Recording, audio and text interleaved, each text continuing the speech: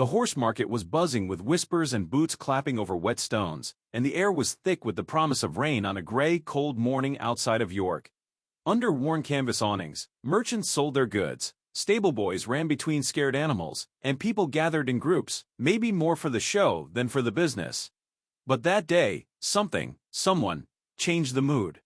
Sir Alistair Hensworth, who had been widowed for a long time and was living alone in the gloomy Hensworth Hall, showed up without warning.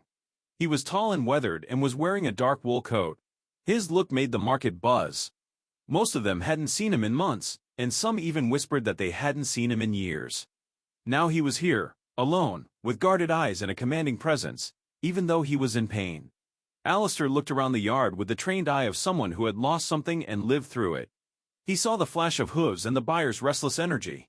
But his eyes were drawn to a shadow at the far end, a neglected Hanoverian mare tied up away from the main ring, her coat dull and matted, and her head hung low. She was still beautiful, even though she was hurt. Her big, smart eyes were rimmed with sadness, but deep down there was something defiant. A loud voice cut through the rain, drawing everyone's attention to the auction platform. Lord Blakemore, who was big, had a red face, and walked with authority, was in charge of the event. His thick accent rolled over the crowd like thunder. £25 for this monster. They call her Lady Ashbourne. She's a purebred Hanoverian, but she's useless and barren like winter wheat. He made a big gesture, and his eyes sparkled with mischief and calculation. Not worth the oats she eats. Who will take the risk? Anyone? The men who were there laughed. Some exchanged knowing looks, while others openly sneered. The word barren spread quickly, changing the mare's reputation in no time. Alistair moved closer, pulled by something he couldn't name yet. The closer he got, the more memories pressed on him. His late wife's last days, the way her eyes lost their light, and the pride she wouldn't let go of even as she got sick. The mare's stance and the way she looked at him with hope and resignation were both examples of that same quiet, unyielding dignity. Blakemore saw Alistair and barked in a mocking way. "Sir Alistair Hensworth. Come to your hall to add another ghost." Some men laughed, but Alistair didn't say anything. Instead, he focused on Lady Ashbourne, trying to see past the shame and mud that had been thrown at her. Alistair finally said, "I'll take her," in a calm voice. £25, as you asked." There was a moment of silence, and then the auctioneer's hammer hit the table with a loud bang. Sir Alistair Hensworth bought it. As coins exchanged hands, Blakemore leaned in, voice dropping to a snarl only Alistair could hear. "You're making a mistake, old man. That horse is a curse, she'll bring you nothing but trouble." His breath was hot with anger. Alistair didn't pay him any attention. Instead, he was drawn to the small, hunched-over figure of the auction clerk who had come up beside him. The clerk quickly gave Alistair a crumpled piece of paper and then disappeared into the crowd. Alistair opened it up and squinted at the jagged writing. "Not everything is as it seems. Watch her left shoulder." Alistair was confused, so he turned to Lady Ashbourne and gently brushed his gloved hand along her muddy coat. There was something there, maybe a scar or a mark, but he couldn't see it in the low light because it was hidden under a messy patch of longer hair on her left shoulder. The mare jerked nervously before he could look more closely, so he decided to wait until they got back to the safety of Hensworth Hall. The market started up again with its loud rhythm. But as Alistair took Lady Ashbourne away, the whispers started up again. "He's lost his mind. Wasting good money on Blakemore's cast-offs. Maybe he pities the animal, seeing himself in her." The words nipped at his heels like cold wind, but Alistair ignored them and kept working. The trip back to Hensworth Hall was long and quiet. The roads, which were slippery from the rain, twisted through hedgerows and fields that were covered in mist. Lady Ashbourne followed quietly. At first, her steps were unsure, but they became more confident as they left the market behind, where people were making fun of them and looking at them. When Alistair got to the old gates, he stopped to look around the hall. Its stone walls were covered in ivy, and the windows glowed with the faint promise of warmth. He took Lady Ashbourne to the stable and made sure her stall was clean and had a bucket of water next to it. He stood there for a moment, watching her get comfortable. The weight of years and loss seemed to lift, even if only a little. Alistair sat by the fire that night, holding the scrap of paper in his hand and thinking about the strange warning and the shadow behind Lady Ashbourne's eyes. The wind howled outside, but inside those old walls, a strange feeling of excitement grew. He had no idea that buying one neglected mare would lead him into a web of lies and secrets, or that the choice he made in that muddy auction yard would affect both his past and his future. But as he fell into an uneasy sleep, he couldn't stop thinking about Lady Ashbourne's gaze. It was the same stubborn flicker of hope that wouldn't die, the same hope that he felt stirring inside him again, against all odds. The wind had just stopped blowing when dawn broke over Hensworth Hall, covering the stone courtyard in silver. Alistair woke up from a restless sleep, the warning from the auction and Lady Ashbourne's haunted eyes still fresh in his mind like a chill at the base of his neck. He listened to the faint sounds for a moment, the ticking grandfather clock, the rain softly hitting the roof, and the horse's distant nicker. Then he got up and pulled his coat tight against the cold that was still there. He walked through the flagstone hallway to get to the stables. The world outside was still covered in fog. The fields looked like they were melting into a gray sea, and the hedgerows looked like ghosts in the half-light. When he opened the stable door, the smell of wet straw and horses filled his lungs, bringing him back to the present. Lady Ashbourne stood in her stall, alert but nervous, with dew on her coat. She saw Alistair right away, and for a moment her ears perked up in recognition. He reached out slowly and gently, brushing her neck and feeling the tight muscles twitching under her skin. "Easy now," he said softly, letting his voice echo in the quiet stable. He checked her food and water, then checked the door latches again, knowing that the outside world wasn't as friendly as it seemed. But just as he was about to leave, Lady Ashbourne's eyes darted to the open window, her ears perked up, and her body tensed. Alistair looked where she was looking and saw shadows moving in the grass just past the fog. He squinted. For a long time, nothing happened. Then, out of the fog, two people appeared. They were thin and shaking, their coats were dirty and matted, and their ribs stuck out like broken fence posts. Baby horses. Alistair's breath stopped. The filly, who was the smaller of the two, stumbled forward, and the colt, who was a little bigger, followed closely behind. Both looked tired, and their legs shook with each step, but their eyes, strikingly like Lady Ashbourne's, were fixed on the mare. Lady Ashbourne made a low, yearning sound that seemed to bring the foals closer. They pushed against the fence, their muzzles reaching out, and Lady Ashbourne nuzzled them through the rails. Her whole body shook with relief and desire. A sudden hot pain pushed behind Alistair's eyes. For a moment, the world was just the three of them. The hurt mare, her missing children, and a man who had learned to live with loss every day. He saw Lady Ashbourne lick the filly's muddy face, and the colt whickered back softly. It was nothing short of a miracle that the foals came back. But the happiness was mixed with anger. Lord Blakemore stood in the middle of York's market, his voice full of lies, calling Lady Ashbourne barren and useless. He had lied to everyone in the county and put on a show for reasons Alistair couldn't yet understand. It wasn't just cruel, it was also lying, and Alistair could now see the deeper threads twisting behind the scenes. He remembered the piece of paper that had been pressed into his hand. Not everything is as it seems. Watch her left shoulder. He waited until the foals were calm before slowly walking up to Lady Ashbourne and whispering calming words. He moved the longer hair away from her left shoulder and found a faint, pale scar just below the messy patch. It was hard to see unless the light was just right. It looked like a brand that had faded over time. For a moment, Alistair wondered what mark had been hidden here and what truth lay beneath the surface. He had a lot of questions on his mind. Did Blakemore know? Was this why the mare and her foals were thrown away? Their worth was hidden?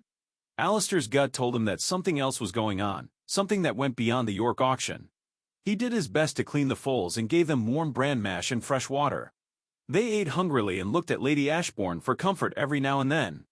Even though he was full of doubt, Alistair found himself smiling. Hope crept into the old stone stables as the family got back together in the soft light of morning. He took care of the horses all day, but he couldn't shake the feeling of tension. He knew the villagers would talk, and Blakemore wouldn't let this shameful thing go without punishment. The fog stayed in the fields all afternoon, and as night fell, Alistair went around checking every lock and latch again. He searched through the drawers of his desk in the main house until he found his late wife's field journal. It was an old leather book full of notes on bloodlines, training, and the secrets of horses that she had loved all her life. He looked through the pages for anything about lost mares, hidden brands, or foals that had gone missing in Yorkshire. One entry caught his eye. Ravenscroft mares are always branded on the left shoulder with a unique knot mark. They are rare, valuable, and never sold without pedigree papers. Alistair's heart raced in his chest. Ravenscroft stud. The name brought back memories of a breeding farm that was famous all over England and was once popular with the rich and famous. It was also talked about in racing circles. What if Lady Ashbourne was more than just a broodmare that was thrown away? What if her worth was more than anyone in York thought? He was scared of what could happen. If Blakemore had knowingly lied about a Ravenscroft mare and her foals, the consequences could have been huge, both legally and socially. It also meant that Lady Ashbourne and her foals were in more danger than ever. The windows shook with rain, and thunder rolled in from the moors that night. Alistair sat by the fire, with Lady Ashbourne's foals sleeping next to him in the stable. He tried to figure out what had happened. He could feel the tension rising, a story getting stronger at the edges of his life. Soon, it would test all of his courage, wit, and determination. Alistair made a silent vow in the flickering light. No matter what storm was coming, he would not let Lady Ashbourne or her foals fall into the wrong hands again. He felt a purpose rising within him for the first time in years. It was a call to protect, to find the truth, and to stand his ground against the darkness that was gathering outside. In a Yorkshire village, news never travels quietly or slowly. On the third morning, the fog had just begun to clear when the first sign of trouble showed up. A shiny, fancy carriage rattled up the long gravel drive to Hensworth Hall. Lord Percival Blakemore was at the front, with a grumpy-looking constable in a wrinkled uniform next to him. Inspector Godfrey Hale was known for being loyal to people with a lot of money and not asking questions when gold changed hands. As Alistair poured himself a cup of coffee, he saw them through the kitchen window. The feeling in his stomach got stronger. He put his cup down on the sill, buttoned his jacket, and went outside to face the storm. Blakemore didn't waste any time. He swung down from the carriage with the confidence of a man who is used to getting what he wants. He held a thick envelope in one gloved hand. Hale followed, his eyes moving nervously between the two older men. Blakemore said, "Good morning, Sir Alistair," in a voice that sounded too happy. "We're here for work. Best make this simple, for everyone's sake." Alistair looked at him with a cool expression, noticing the deep lines at the corners of Blakemore's mouth. "Say what you need to say, Lord Blakemore. Your lack of care is helping my horses get better." The constable cleared his throat, which made him look uncomfortable. Blakemore pushed the envelope forward, and his voice got tighter. "You bought Lady Ashbourne at the auction. But it turns out that there are problems." He slapped the envelope into Alistair's hand and leaned in with a hiss, saying, "Here are the original ownership papers, signed and sealed. Also, the foals are mine by law." There was a quiet between them, and the only sound was the crows calling in the distance. Alistair weighed the papers while his mind raced. He said, "Your claim is false," and his voice was steady. "I'll see you in Leeds if you want to test it. Not your pocket counsel, but the royal court." Blakemore's eyes flashed with a cold, calculating light. "That's not needed." Alistair cut in and said, "It is, if you want what's mine." He wouldn't budge. "The courts will make the decision. Not you. Not here." Inspector Hale moved from one foot to the other, looking at Blakemore for help. The air got tighter and thinner, like wire. Blakemore put on a smile, but the anger was still there, just below the surface. He wasn't used to losing, not even in small ways. No one moved for a moment. Then Blakemore leaned in and spoke softly so that only Alistair could hear. "This isn't the end of it. You think you know what's going on, but there are bigger things going on, old man. Don't get caught in the middle of it." Blakemore then turned around and marched back to his carriage, with the constable running after him. As the carriage drove away, it left behind a cloud of dust. Alistair opened the envelope and found a second sealed envelope with his name on it, along with the papers. He couldn't breathe. He opened it with shaking hands. Inside was a recent picture of his adopted daughter, Emily, walking through the gates of her London school in her school uniform and scarf. The message was clear. Blakemore wanted Alistair to know how far he could go. Not just in Yorkshire, but all the way to the city and to the people Alistair loved the most. For a moment, anger almost took over him. He closed his eyes tightly and tried to calm his breathing. He couldn't afford to be careless right now. He put the picture in his breast pocket and went back to the stables, his heart racing because he knew the stakes had just gone up a lot. Lady Ashbourne and her foals stood next to each other in the stable, their eyes fixed on him. He could see both trust and worry in their eyes. He patted the mare's neck to ground himself in her steady presence. "They won't get you," he said quietly. "Not while I'm alive." The rest of the day was a blur of activity. Alistair locked all the gates, checked all the windows twice, and sent a message to an old friend in Leeds, a lawyer who owed him more than one favor. He knew that Blakemore wouldn't stop or play fair. The threat to Emily scared him, but it also made him more determined. There was no way to go back. That night, as he was finishing his rounds, he found something else, a sealed envelope with dark red wax that had been slipped under the front door. Alistair took it to his office, broke the seal, and found a single piece of paper with a hurried hand on it. "He is in charge of the council. The constable is his. Be careful who you trust. The hall has the truth about Ashbourne. Look in the old stables. The writing was strange, but the sense of urgency was not. Alistair put the note down and looked at the fire. He was no longer just a horse caretaker or a hermit who was sad all the time. Blakemore had spun a web around him that stretched across county lines, into the courts, and maybe even deeper than he knew. He was sure of one thing: if Blakemore threatened Emily, he would do anything to get to her. Alistair put his fist to his lips and felt the fire of determination rise inside him. He had lived through loss and heartbreak, and he would get through this as well, if only to keep his family and the horses he was responsible for safe from the darkness that was closing in on them. The candlelight flickered upstairs, making long shadows on the walls. A fox barked in the hedgerows outside the windows, and Lady Ashbourne's soothing voice could be heard in the distance, calming her foals. Alistair listened, holding on to that fragile hope as the storm approached. He wouldn't give in to Blakemore, fear, or the past that haunted them all. As the night went on, Alistair made a promise to himself. He would find out all the secrets the hall had hidden, and in doing so, he would get justice not only for Lady Ashbourne and her foals but also for all the lives that Blakemore's greed had ruined. The next morning, the sky was gray, and there was a constant drizzle that made all of Yorkshire feel like it was wrapped in wet wool. Alistair didn't sleep much because he couldn't stop thinking about the picture of Emily, the note warning him about traitors, and the new knowledge that Hensworth Hall was no longer just a safe place but a battlefield. He didn't waste any time.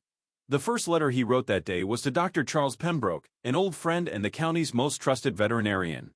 Pembroke was known for being discreet and having a magical understanding of horses. Pembroke was the only person who could help him find out the truth about Lady Ashbourne's secret brand and odd behavior.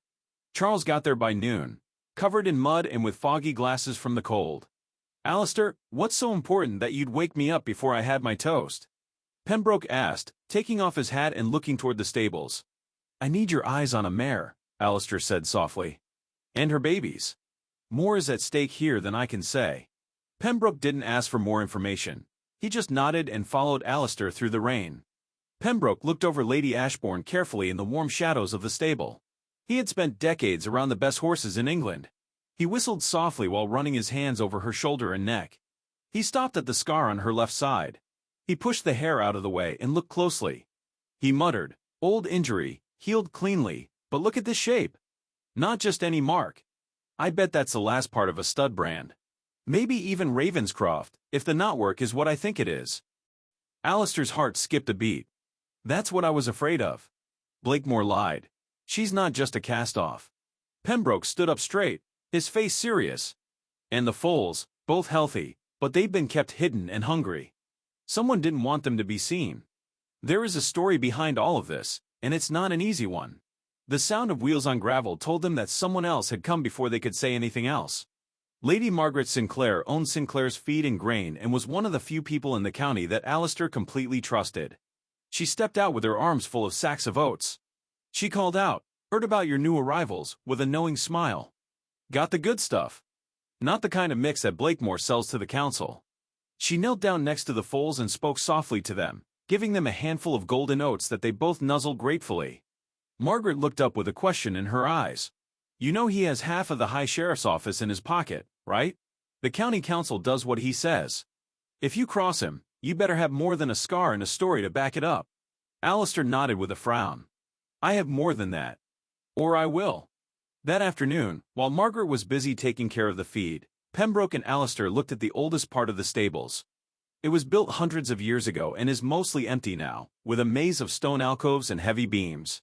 Alistair couldn't stop thinking about the anonymous note that said, "The truth about Ashbourne is in the hall, search the old stables." They all tapped on loose stones, swept away old hay, and looked in every nook and cranny. Finally, Pembroke's cane hit something solid when it was hidden in a hollow behind a rotten plank. Alistair reached in and pulled out a tin box that was rusty and wrapped in a moldy piece of sacking. His hands were dusty and shaking with excitement. He found a small stack of papers inside, including letters, receipts, and most importantly, a folded certificate with the red wax seal of Ravenscroft stud on it. Alistair's hands shook as he read out loud, "This certifies that Lady Ashbourne, foaled 2015, by noble sentinel out of knight's remembrance, is the property of Ravenscroft stud." There, clear as day, was her bloodline and a record of her transfer, never to Blakemore, but stolen years before. Pembroke's eyes got bigger. "That's it. Alistair, that's your proof. Blakemore didn't just lie. He may have stolen something, and that's worse. Margaret moved closer to look over the papers. But what about the young horses? The council won't care unless you can show that they are hers and that she is Ravenscroft bred. Pembroke smiled. Yes, we can. I'll take blood samples. DNA testing isn't just for the racetracks anymore.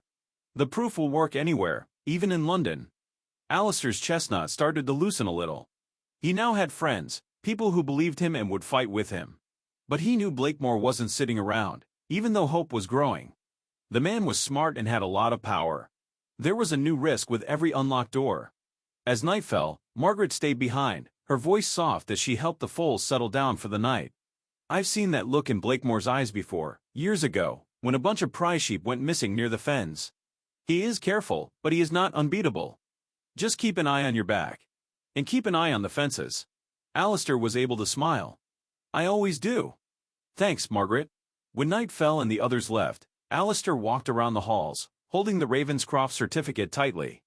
He looked through old books in the library, looking for news about other stolen horses, auctions, or scandals that had been forgotten over time. He heard rumors of missing bloodstock, bribes at country fairs, and a shadow network that went far beyond Blakemore. Alistair felt alive for the first time in years. Not just staying alive, but fighting for something that mattered. He looked out the window at the fields and saw the shapes of Lady Ashbourne and her foals huddled together in the moonlight. This made him feel determined. Tomorrow, he would start the next step, going beyond Yorkshire to find justice, even if it meant putting himself in danger. He had proof, friends, and hope for the first time. The next few days at Hensworth Hall were quiet, as if the old stones were holding their breath. Alistair felt the weight of secrets on him all the time, even when he was sleeping. He was chased by shadows, Blakemore's threats, Emily's face, and the strange mark under Lady Ashbourne's coat. But as the rain beat against the windows and the wind whipped the hills, something inside him got stronger. He was no longer just a caretaker. He was a man with a purpose. Margaret came back with a stack of records from her family's old feed store that showed where horses had gone missing over the past 10 years. Pembroke, always clever, drove samples to the city for DNA testing. He told Alistair, if those foals are Lady Ashbourne's, we'll have hard proof by the end of the week. Meanwhile, Alistair's lawyer, Sir Henry Fairchild, arrived with his usual speed and efficiency. You have more than enough for the National Crime Agency to pay attention to, Alistair. If this gets to London, Blakemore won't have a chance. But proof alone wouldn't keep the wolves away. One night, when the mist rolled off the fields and the stable lanterns flickered with every gust of wind, it became clear. Margaret had come to help calm the horses down, but when she brushed the filly's tangled mane, her hand stopped moving. Alistair, look at this, she said in a low voice. He joined her, squinting in the dark. She pulled Lady Ashbourne's coat apart at the left shoulder and, with the careful touch of someone who knows how to keep secrets, showed what had always been half seen, a faint scar that was curved and knotted, and the shape was clear. Margaret took a deep breath. It's the Ravenscroft knot. My dad told me stories about it. That mark was only on the best mares. A shiver ran through Alistair. Then Lady Ashbourne wasn't just taken. She was hidden, and no one knew who she was. Pembroke stepped out of the shadows, and his eyes were wide behind dirty glasses. Branding over a stud mark is a big crime, Alistair. And if the foals are hers, Blakemore has done more than lie. He has traded bloodlines and lied to everyone from the council to the courts. Margaret's face got darker. He could go to jail if this gets out. Alistair nodded. And he knows it. He'll get really desperate. The stables shook when the thunder hit. They felt a sense of urgency as they worked to document the scar by taking pictures with Pembroke's old camera, making notes, and collecting hair samples for DNA comparison. Time was running out. Blakemore wouldn't wait for proof to catch up. Alistair put together the papers and photos that night and put them in an envelope with the address of the National Crime Agency. Sir Henry would bring them himself. Alistair stopped writing his cover letter and looked around his study, where the fire's glow flickered over shelves of dusty books. He had always been careful and stuck to a routine, but now every part of him screamed for action. A loud knock on the kitchen door came just as he was done. Alistair stiffened and instinctively checked to see if the envelope was hidden before going to answer. Margaret stood in the rain with her hair stuck to her face and an old leather-bound notebook in her hand. She said, I found this while cleaning out the feed room, and handed it to him. It's my grandpa's. He kept track of every horse sold in Yorkshire for 30 years. Alistair opened the book, and his heart raced. There was a list of names, breeds, and dates inside, written in a spidery hand. Some were crossed out, and some had notes next to them. The last few pages had a list of horses that had been reported missing or stolen. There were a dozen names next to Lady Ashbourne's, and many of them had the same coded initials, PB. Margaret whispered, "Pembroke Blakemore. He's been doing this for years." Thunder rolled again, this time closer. Alistair flipped through the pages, getting angrier. The lies went deeper than he had thought. This wasn't just one unlucky mare or one act of greed. It was a network that had been going on for years to steal Yorkshire's best bloodlines. Pembroke showed up the next morning, out of breath and waving a telegram, as grey light came through the clouds. They confirmed it, Lady Ashbourne and both foals. The DNA test came back with a perfect match. She raised them at Ravenscroft, so they're hers. Relief, strong and overwhelming, hit Alistair like a wave. But there wasn't time to enjoy the win. A farmhand from the area had seen strangers lurking near the western fence the night before, and a sheepdog had gone missing. There was a lot of tension in the hall. Every shadow looked like it was moving, and every gust of wind felt like a warning. Sir Henry came just after breakfast and looked unusually serious. "We need to hurry. Blakemore has the local authorities in his pocket, but the NCA is ready. Tonight in London, they want the proof." Alistair gave him the envelope and Margaret's notebook before he left. "Don't stop if something happens to me. Don't let him win." Margaret gently touched his arm. "Alistair, you're not alone in this anymore." Alistair felt a strange calm come over him as the rain got heavier and the wind hit the windows. The truth was out now, and it was bigger than him and Hensworth Hall. He had let loose a storm, and for the first time in years, he wasn't scared of what the morning would bring. But as night fell and the fields were covered in mist and the horses huddled close, he couldn't shake the feeling that Blakemore was about to make another move. And when it did happen, it would be cruel. That night, the storm that hit Hensworth Hall was not just wind and rain, it was threats made real. Alistair woke up to the unmistakable sound of stone breaking and animals screaming in fear. The house was already awake by the time he put on his coat and grabbed his lantern. Pembroke came out with boots half-laced, and Margaret was right behind him, her shawl tightly wrapped around her. In the early morning light, they saw that the western boundary wall had fallen down and that sheep were scattered across the moor, their wool tangled with brambles. Fear and mud filled the air. One of the hands, a boy named Sam, ran up with big eyes. "They must have used a hammer, sir. That wall didn't come down by itself." Alistair's jaw tightened. This wasn't a mistake. He moved quickly, rounding up the farmhands, herding the sheep, and checking every gate and fence. Pembroke counted the horses with a worried look on his face while Margaret helped the cook calm down the scared foals. Alistair didn't get a visitor until late in the afternoon, after the animals were safe and everyone had calmed down. At the gate, he met the postman, who had muddy boots and eyes that looked like they were watching. "The letter he gave me had no name on it, just a red wax seal with an unreadable imprint." The message inside was clear, with each letter carved in by a hand pressed hard against it. "If you want to live, take Lady Ashbourne and her foals to the old warehouse by the River Ouse at sunset. There are no police. If not, your house will be the next fire. This is your last warning." Alistair's face got hot as he read the words. He looked around, feeling the weight of eyes on him, whether they were real or not. He brought the letter inside and locked it in his desk. Then he called Margaret and Pembroke. He read the letter out loud. The room got quiet, and the clock's ticking got very loud. Pembroke shook his head. "He's really in trouble now. You can't leave, Alistair. Not by yourself." Margaret's voice was calm. "And we can't just sit back and let him burn us out. We need help." Alistair thought for a moment, the picture of Emily's picture in his head. Blakemore was dangerous because he was smart but also reckless when he was in a corner. He knew this threat was real. At that moment, Margaret took out the worn notebook she had found and opened it to a page with a ribbon on it. "Look at this. Every horse that has gone missing in the last 2 years was at an auction that Blakemore went to. Lady Ashbourne isn't the only one. He runs a network, steals things, and sells them all right in front of the council." Alistair leaned in and ran his finger over the names. "This is what the National Crime Agency needs. This is organized crime, not just one case." Pembroke nodded. "If we can get Blakemore to come out, we might be able to get him to confess. But we need help. The law is real. Not the sheriff in town." Alistair walked around the study, his mind racing. He told Pembroke to wire the NCA in London with the time and place mentioned in the letter. Tell them to come with guns and be ready. I'll bring Lady Ashbourne to the warehouse, but only as bait. Margaret moved in close, her eyes full of rage. And what if he tries to hurt you? Alistair looked her in the eye, gently but firmly. Yes, he has. I'm not going to let him ruin another family. The family got ready as the sun went down and the moor turned purple. Pembroke kept a small gun in his coat just in case. Margaret brought a first aid kit and pressed her lips together. They put Lady Ashbourne and her foals in the horse trailer, their hearts racing with fear and determination. Alistair drove with his hands tightly gripping the wheel. Every shadow on the winding road could be a threat. The warehouse by the River Ouse was an old building from another century. It had rusted corrugated tin, broken windows, and weeds growing through cracks. A line of dark figures stepped out of the shadows as they pulled in.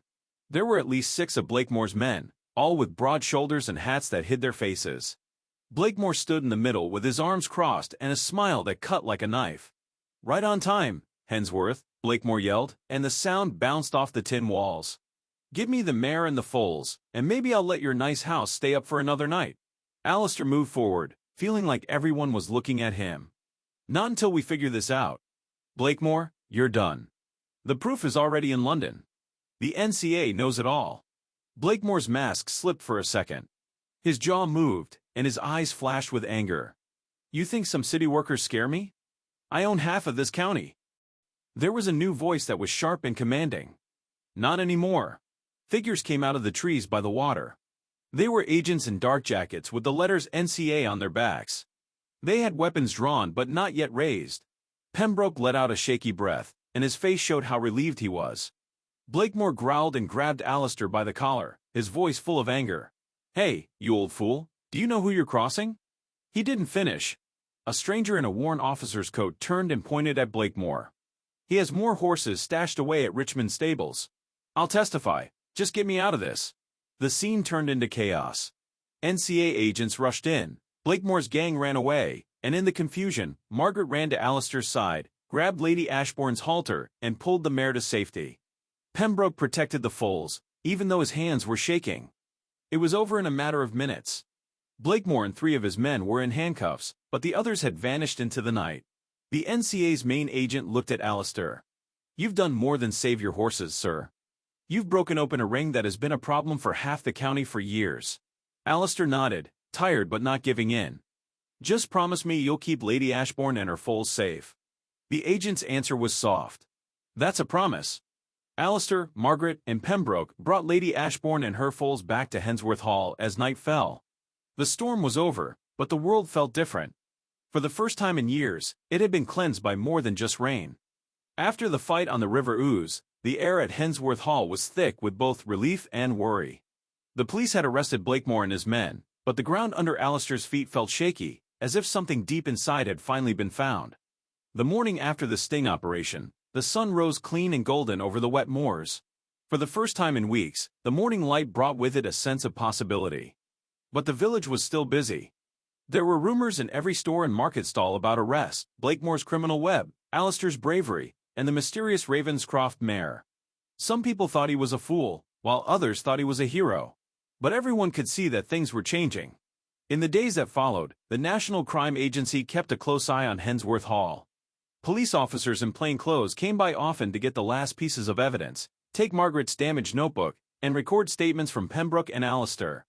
The house, which was usually quiet and private, was full of voices and footsteps, like a courtroom full of secrets. Alistair hardly slept.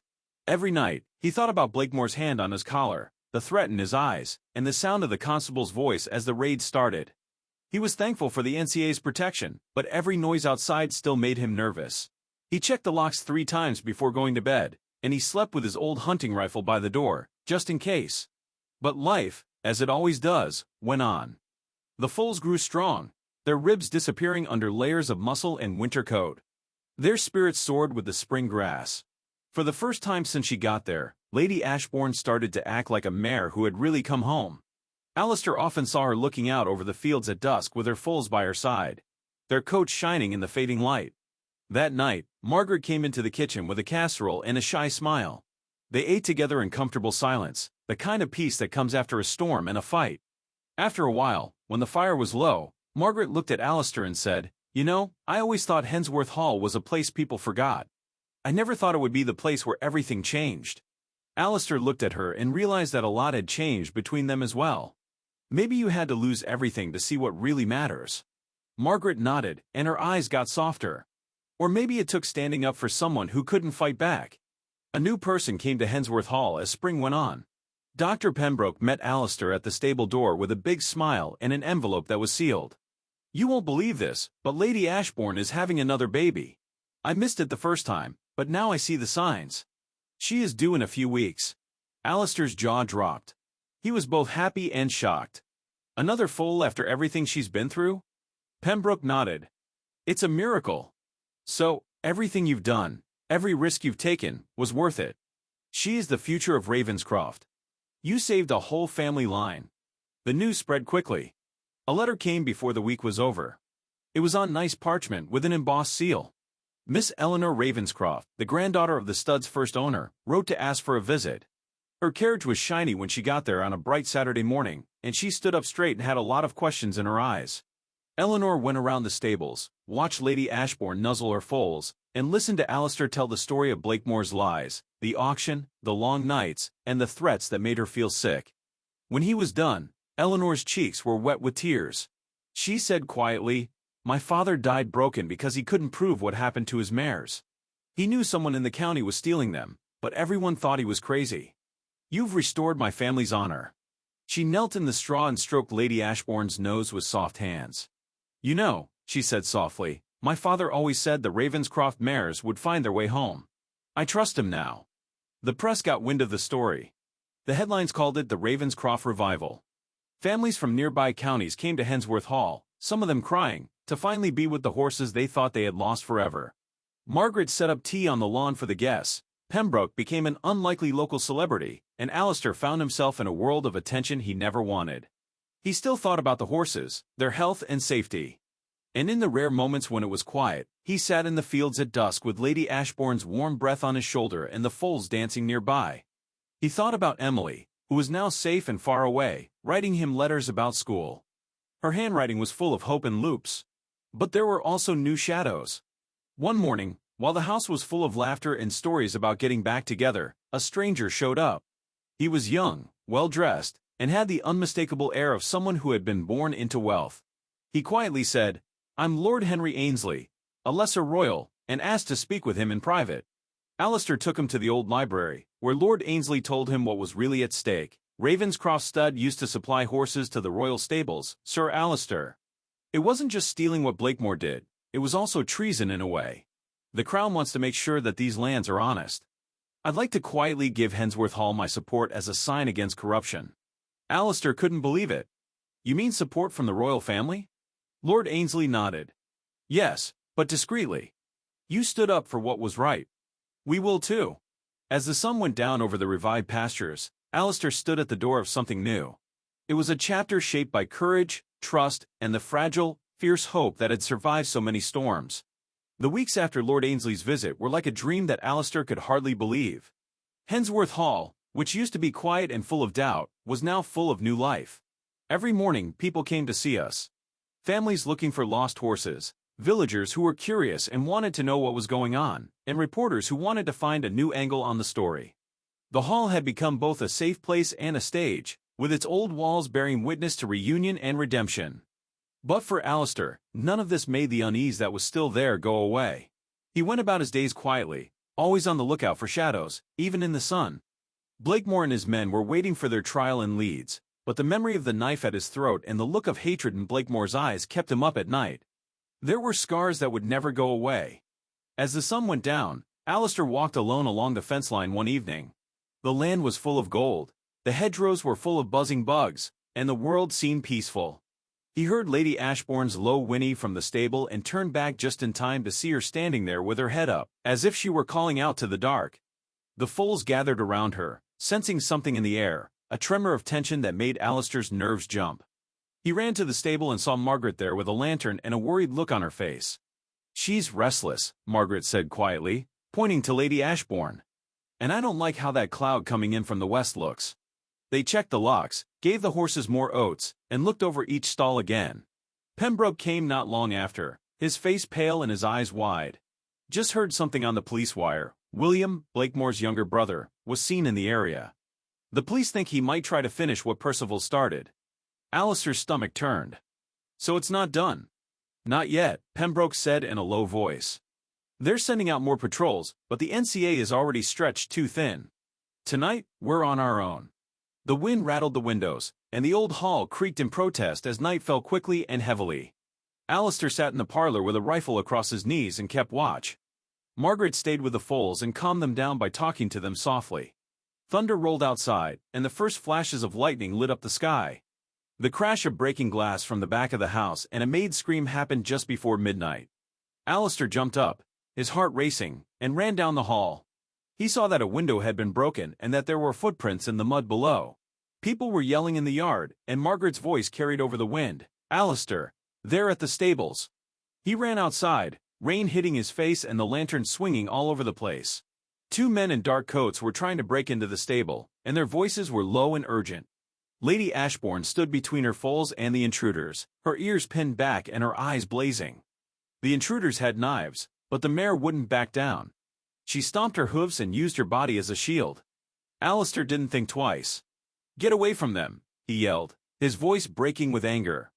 The men turned around in shock, and in that split second, Margaret came out of the shadows with a pitchfork and a rage Alistair had never seen before. The first man ran at Alistair, who ducked and swung the butt of his rifle, hitting the man in the ribs. Margaret poked the second intruder with the pitchfork, pushing him back toward the door. The stable was a mess, with hooves pounding, rain pounding the roof, and shouts and curses bouncing off the beams. The storm was so loud that a police siren from far away suddenly cut through it. The men hesitated, their eyes showing fear, and then they ran for the far field, climbing over the fence and disappearing into the night. Alistair ran after them, but they vanished into the night, leaving him alone with the sound of his heavy breathing and the wild beating of his heart. He went back to the stable and found Margaret shaken but okay. Lady Ashbourne nickered softly, and her foals pressed close to her side. A few moments later, Pembroke showed up, out of breath and pale, followed by two officers who had finally made it to the hall. The police searched the area and found a knife and footprints, but the intruders were gone. The sergeant said, "We'll keep men posted all night." Clearly, they wanted Lady Ashbourne and the foals, though. "You were lucky this time, sir." Alistair leaned against the stable wall and fell asleep when the officers left. Margaret brought him a cup of tea, and her hands shook a little. "You could have died," she said in a low voice. His voice was hoarse when he said, "So could you." Margaret forced a weak smile. "You know, if someone had told me I'd be fighting thieves in the mud at my age." He looked at her, and something fragile and unspoken passed between them, made stronger by danger and loyalty. "I'm glad you came." The thunder stopped. The horses, which had been restless, were now still, and their eyes shone in the light of the lantern. Alistair felt something change inside him in the quiet. It was a feeling of hope that had nothing to do with revenge or justice but everything to do with the family, both chosen in blood, that he had almost lost and was now fighting to keep. Alistair made a promise as the sun rose and the worst of the storm was over. He would face any dangers that were still out there, not just for Lady Ashbourne and her foals, but also for Margaret, Pembroke, and everyone else who lived at Hensworth Hall. The dark had come, but it had not won. When the sun came up, Hensworth Hall fell quiet, as if even the birds didn't want to break the uneasy peace. The things that happened that night seemed too strange to be true. There were muddy footprints by the stable, a broken window that had been quickly patched with cardboard, and bruises on Alistair's forearm from where he had fought off Blakemore's men. Margaret moved quietly and quickly through the house, checking every lock and making sure every gate was locked twice. Pembroke made coffee so strong that a spoon could stand in it. He passed it around like a shield. But there wasn't much time to rest. The news of the attempted theft spread like wildfire. Neighbors brought casseroles and asked questions at the gates, and local kids hung around the fences hoping to catch a glimpse of the famous Ravenscroft mare. Then, as the clouds parted and the sun shone through, a coach pulled up the gravel drive. Its black paint shone, and its crest was easy to see. Alistair went outside to greet the new person. Miss Eleanor Ravenscroft stepped out of the coach. She was tall and elegant, and her posture showed that she had been grieving for years. A young man in a tweed jacket stood next to her, carrying a bag of legal papers. Eleanor held out her hand, and her smile was soft but firm. "Sir Alistair," she said, "I'm here for Lady Ashbourne and to tell you the truth." He took her to the stables, where Eleanor knelt next to Lady Ashbourne in the golden light, tears on her lashes. The mare sniffed Eleanor's hand, and her eyes lit up with recognition. Then she pressed her muzzle against Eleanor's shoulder in a way that words couldn't describe. No one said anything for a while. Even the foals stopped moving and stared with big, watery eyes. Eleanor whispered, her voice heavy, "My father loved this mare." When she disappeared, it broke him. He thought she was taken out of spite, that someone wanted to destroy us, not just our horses but also our family's legacy. Alistair got down on one knee next to her. He was right. Blakemore planned everything, from the theft to the lies to the threats against my daughter. But now we have proof. The NCA has everything. Eleanor nodded, her eyes fierce even though she was crying. I never thought I'd live to see the day. We lost a lot, including money, our reputation, and even friends who thought we were crazy. But now we can fix it. You, Sir Alistair, have given us that chance. Mr. Lady Ashbourne's lawyer, Dalton, laid out papers on a tack box and said that Lady Ashbourne and her foals would stay at Hensworth Hall until the courts decided who would own them for good. But with the DNA evidence and the testimony you've gathered, he said, I expect Ravenscroft's rights to be fully restored and Blakemore's associates to face criminal charges. As word got out, more families came forward, recognizing horses that had been lost to shady auctions. These included gray mares, battered geldings, and even a spirited stallion with a white blaze on his head. Some cried, while others just knelt in the straw, amazed by the miracle of coming back. Reporters gathered at the gates, taking pictures and writing down every detail for stories that would be published all over Yorkshire and beyond. But the most surprising visitor of all came late in the day. It was a quiet carriage with windows covered and two men in plain suits standing guard. Lord Henry Ainsley, the royal official who had come to see them weeks before, stepped out. This time, he was with an older man who had a calm look and quiet authority. The older man held out his hand. Sir Alistair, I'm Lord William Blackwood, the Queen's third cousin and a lifelong friend of the Ravenscroft family.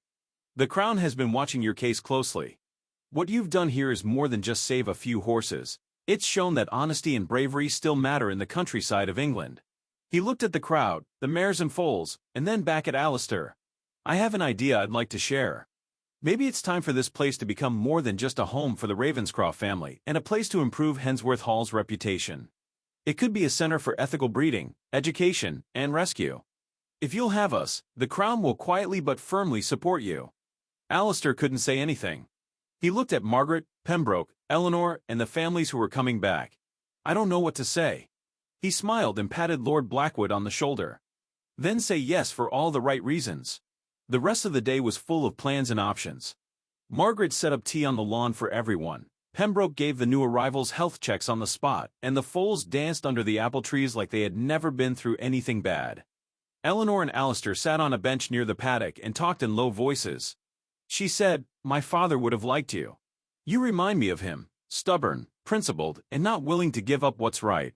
I want to help bring back the stud, not just for my family, but for every family that has lost hope. Alistair nodded, feeling a strange warmth grow in his chest. It was a mix of pride, relief, and the slow realization that maybe, just maybe, the worst was over. As night fell, a light rain began to fall, washing away the last traces of blood and fear from the hall's stones. Alistair walked through the paddocks one last time, swinging a lantern and having Lady Ashbourne and her foals with him. He stopped and looked at the lights from the house spilling out onto the wet grass. Voices and laughter could be heard through the open windows. He suddenly and completely understood that Hensworth Hall was alive again, not just with horses but also with hope. And at some point, just before midnight, Alistair let himself smile quietly. Justice had come, not all at once, but in waves. It was carried by courage, loyalty, and the strong bond between people and the animals they loved. Hensworth Hall was no longer a place of grief and secrecy 6 months later. It had become a symbol of renewal and justice across the countryside. The fields used to be quiet and empty, but now there are horses of all colors in the meadows, their coats shining in the summer sun.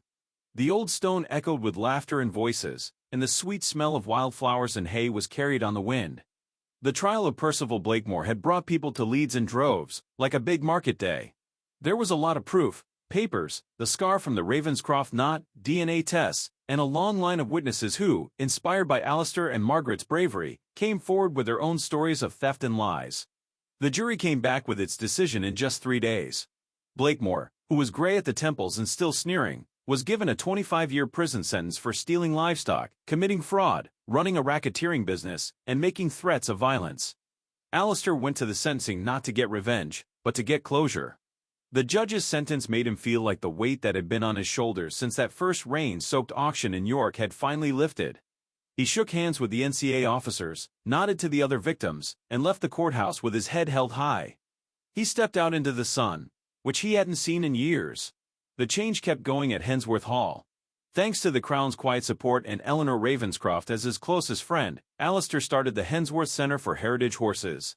This was a safe place for bloodlines that were almost lost to greed and a place where village kids could learn how to ride horses, respect animals, and tell the truth. It was a day full of color and happiness at the grand opening. Lady Ashbourne led the parade with her new foal by her side.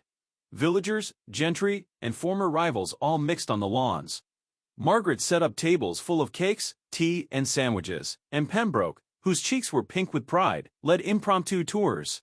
His voice got hoarser as the hours went by as he talked about the hall's history, the recovery of the stolen horses, and the victory over Blakemore's secret network. The headlines on the news stories read a Yorkshire miracle and how courage broke a county's silence. Local leaders gave speeches. Lord Blakemore, who spoke for the royal family, gave Alistair a silver plaque that said, "For courage, stewardship, and honor in restoring England's heritage." As the day came to an end, Eleanor pulled Alistair aside, her face glowing with the joy of having won battles. She said softly, "I want to thank you again for everything you did. Your stubbornness kept my family's legacy and my father's honor alive." Alistair smiled, which was unusual for him at the time. "It wasn't being stubborn, Eleanor. Not completely. It was hope. The kind I almost lost." She held his hand tightly and then looked past him at Margaret, who was in charge of 3 young riders. "And I hear there's going to be a wedding this fall?" He looked at Margaret and turned red. "The hall needs a woman again. And well, I almost forgot how to live until she reminded me." There were a lot of people at the wedding, even though it was small. Alistair and Margaret stood under a white arbor on the lawn, surrounded by family, villagers, and friends. Some of them had doubted or feared them in the past. Eleanor read a passage about bravery, Pembroke stammered through a tearful toast, and Lady Ashbourne rubbed Alistair's hand as if to bless him. There was music, dancing, and a feeling of celebration so strong that even the oldest villagers said they couldn't remember a day like it. As night fell, lanterns lit up the fields, horses grazed peacefully, and laughter filled the summer air. Hensworth Hall grew and flourished in the months that followed. The horses that were saved did well. Some were able to reunite with their long-lost families, while others found new purpose as therapy animals or companions for kids who needed them the most. The kitchen was the heart of the house, always warm with the smell of baking bread and the sound of friendly arguing. Emily, Alistair's daughter, came back from London for the first time since the event. She and her father walked through the fields, amazed at how the old hall had come to life.